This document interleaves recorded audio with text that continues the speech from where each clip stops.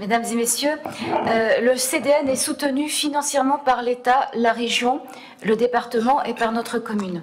Aujourd'hui, vous nous demandez de voter une subvention supplémentaire de 700 000 €, ce qui est énorme. En mars 2017, sans voter contre les subventions octroyées, nous vous avions interpellé sur l'orientation du projet du CDN.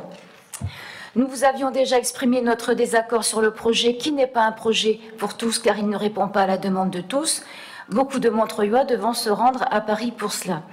Vous soutenez que la vocation du CDN doit être un théâtre qui s'engage dans les problématiques sociétales, économiques et politiques, s'inscrivant dans une forme d'émergence agitatrice de pensée, que l'aspect ludique est rapidement dépassé par les enjeux politiques et que de ces propositions artistiques n'est un spectateur engagé et qu'il s'agit d'appréhender les enjeux politiques. Alors ce n'est pas cela la culture pour tous. Vous voulez bien rappeler aux Montreuillois, s'il vous plaît, la part du budget de la ville consacrée à la culture de manière plus globale? C'est bien 7%?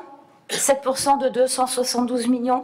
Alors, je parle de mémoire auditive, parce que pour les chiffres, des fois dans le budget, il faudrait téléphoner à vos services financiers pour se faire expliquer chaque ligne. Mais si c'est le cas, on sera à 19 millions d'euros. Je peux me tromper, mais je vous en prie, si je fais une erreur, n'hésitez pas à me le dire. Je pense que les Montreuilloises et les Montreuillois ne pourront qu'être intéressés par votre réponse.